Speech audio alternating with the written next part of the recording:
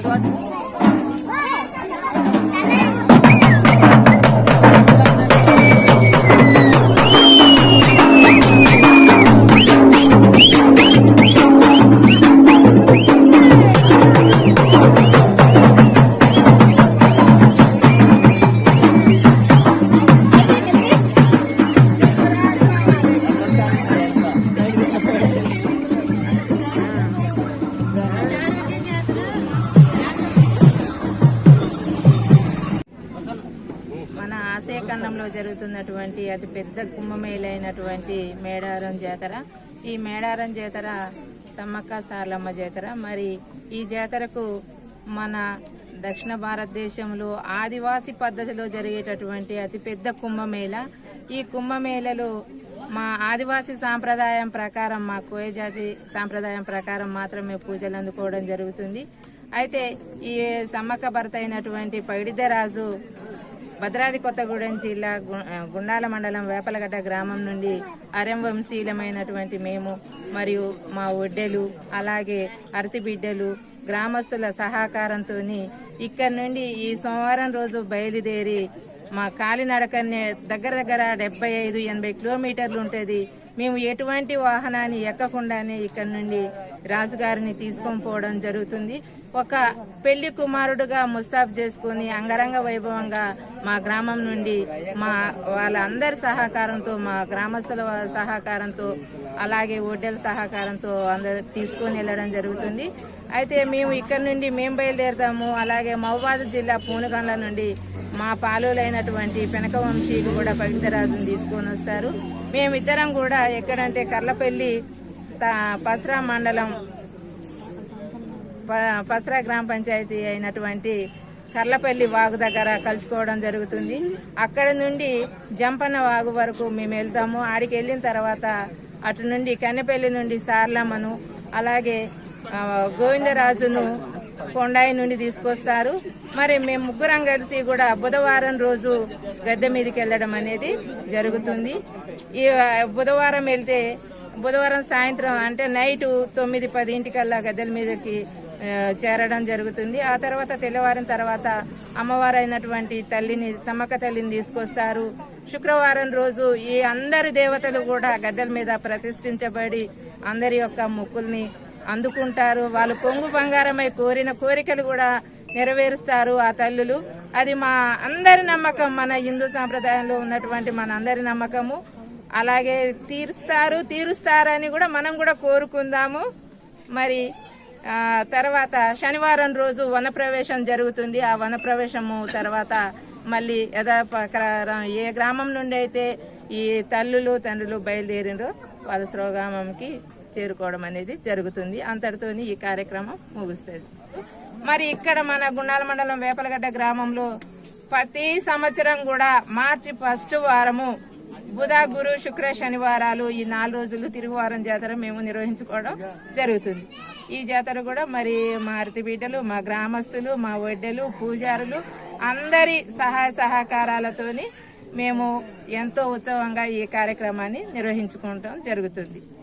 అధిక సంఖ్యలో భక్తులు పాల్గొని ఈ ఉత్సవాన్ని ఇంకా బాగా రెట్టింపయ్యే విధంగా పాల్గొనాలనేసి మా అందరి తరఫున నేను కోరుకుంటున్నాను.